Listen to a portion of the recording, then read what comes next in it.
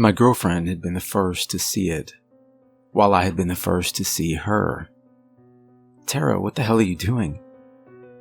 I had found her kneeling on a hill between a triangular-like pattern of tall pine trees and digging furiously into the dry dirt. Fresh blood stained her palms, yet she showed no signs of feeling any pain. I reached down quickly, putting my hands on her shoulders and attempting to pull her away. Tara spun backwards and bit the flesh of my hand. As I recoiled in surprise, she turned back and continued digging farther into the earth. I sat down a few feet away, put pressure on the wound, and watched in a mix of confusion and dread. We had decided on camping for our anniversary. The two of us were experts, not to be arrogant, but it's the truth, and I knew that we would be able to get ourselves out of any situation two campers could find themselves in. I hadn't expected to find what we did. The trip had started out normally enough, the first spot we found having 4 vehicles plopped in the parking lot. "Nah, let's go farther," she had said, smiling and kissing me softly on the cheek. "I want us to be alone." I smiled back. I wasn't about to argue. We went 30 miles farther north, and this time when we arrived at the campground, there wasn't a soul in sight. In fact, the place looked almost abandoned. An eerie feel, you know? A dumpster or two knocked over, I assume from bears, and the vines and various brush were starting to creep over the path and take over completely. We walked for 3 hours, stopping occasionally to kiss, and always joking about school. "When you graduate." "You mean if you graduate," Tara had said. I flashed her a sarcastic look, but couldn't hold back a smile. As the sun was starting to retreat behind the steady backdrop of mountains surrounding us, we had seen the shape of a snake slither off the side of the path. Tara screamed, running a few yards in the opposite direction. She was as brave a soul as I had ever met, but snakes were just not her thing. I called back over to her. "Hey, you should have said, why'd it have to be snakes?" I shrugged. She didn't get the reference. Chuckling, I followed the yellow outline closely through the rocks and down onto a cool creek of the clearest water I'd ever seen, or at least I can remember seeing. Personally, I love snakes. After a minute or so went by and no sign of Tara, I looked down at my new friend. "Well, it's been fun, but the most beautiful girl in the world says we aren't getting married if I have a snake for a pet." Mr. Snake and I shared a moment as I whispered down towards him. "I just want you to know you would have been my first choice." It had taken longer than I would have liked to find Tara once I reached the path again. In those few minutes, I wasn't scared. I mean, not in the traditional sense, but there was something. Dread isn't exactly right, but it's close. Premonition, maybe. That's when I saw her digging furiously between the pine trees, blood starting to cake with the dirt along her arms. She had bitten me, and I watched in horror as she continued. Jesus. Why didn't I get up to stop her? A last ray of sunlight found its way through a maze of tall pines and fell onto the black outline. It reflected back up into Tara's eyes, and she immediately began to cry as she fell backwards onto the ground behind her. Finally snapping out of it and holding her tightly in my arms, I helped Tara walk a few yards away and sit up on a log nearby, and then turned my head back towards the black object in the ground. I somehow knew what had to be done.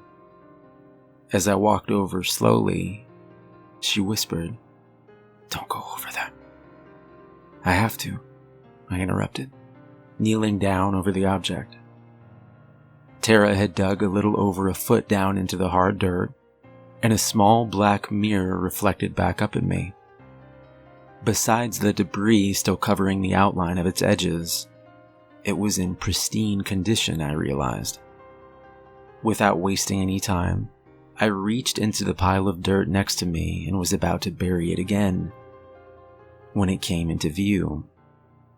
Inside the mirror was an old woman sitting in a wooden chair, in what looked to be the exact same spot Tara and I were in now. 3 pine trees stood behind her, forming a perfect triangle. Her chair was in the very center. It wasn't exactly like a photo, it was more alive than that. Though she wasn't moving, it seemed as real as anything had before. I was so focused now on the woman that I had forgotten to apply pressure to my hand where Tara had bit me earlier. A single drop of blood slid down my arm and fell down with a plop onto the perfect black glass of the mirror. I watched as the old woman opened her eyes and looked up at me. "Oh my God. What is it, Jason?" Tara asked, not really wanting to hear the answer. I quickly stepped backwards, the crunching of leaves below me making me all the more uneasy, and I looked into my girlfriend's blue eyes. There's a woman in there. She looked at me. Tara ran over and held me close, staring over my shoulder towards the black glass. "Don't look at it," I told her. The sun continued down over the horizon, and I realized it was growing dark far too quickly for my liking. I put my hands on Tara's shoulders and summoned my courage. "I think we should break it." Her eyes drifted back towards the object, and a swell of emotion rose and then fell over her face. "No." "Why not?"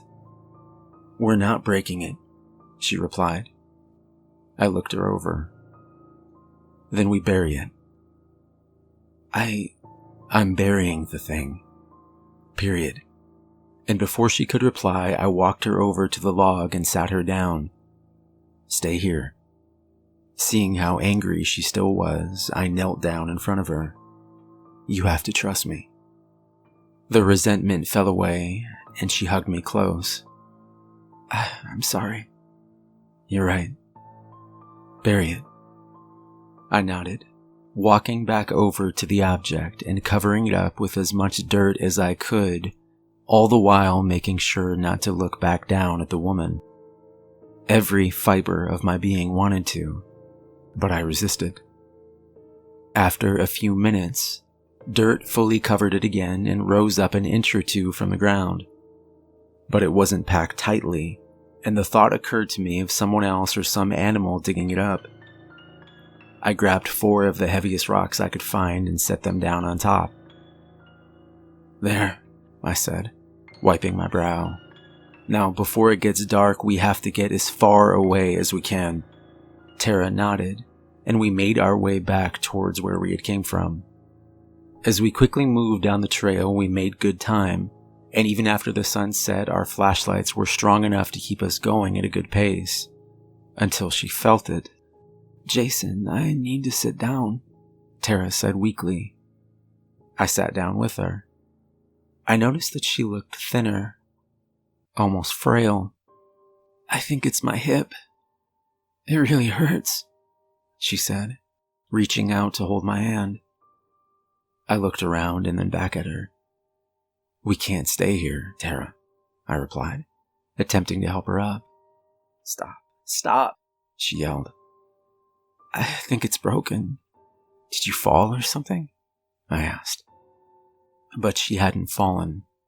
We just didn't yet understand what was happening. I checked my phone, and luck would have it that I finally had a single bar. When the helicopter arrived, the 2 of us flew together to the nearest hospital.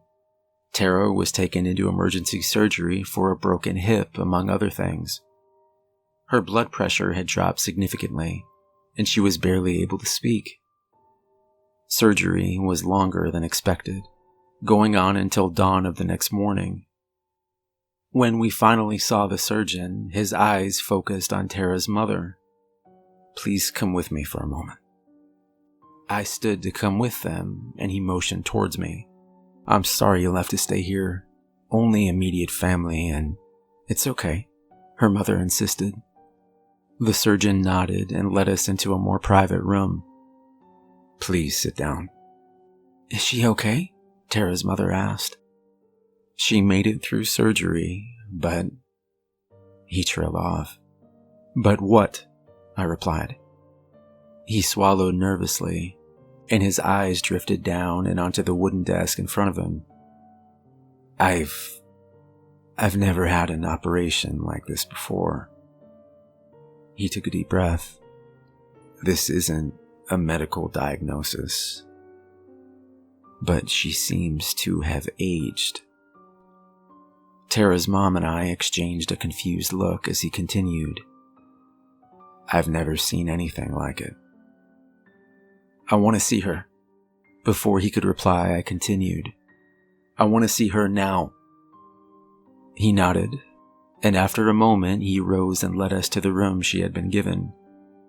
Tara's mother fell back against the wall and began to scream as she saw her daughter's body. My girlfriend looked over at us, her face withered and something beyond frail. She looked to have aged 100 years or more. I rushed over, pushed away the shock the best I could, and held her hand. "What's happening, Jason?" she asked weakly. It's been 5 days since that night, and Tara is still alive for now. I've wanted to talk to her. I've wanted to go over the plan I have, but she's only awake for a few minutes at a time before fatigue takes over and she falls into a deep sleep.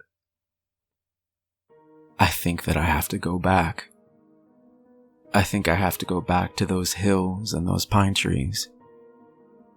I think I have to dig it up again. This time when I see it, I'm gonna break it. Sometimes when I sit at night in my girlfriend's room and drift off to sleep, I can see that old woman inside the black glass staring back at me. I tell myself that I'm imagining it. I tell myself that it's only a dream. There is something that haunts me, though. When I close my eyes and see her, the old woman staring back at me isn't old at all anymore. She's young.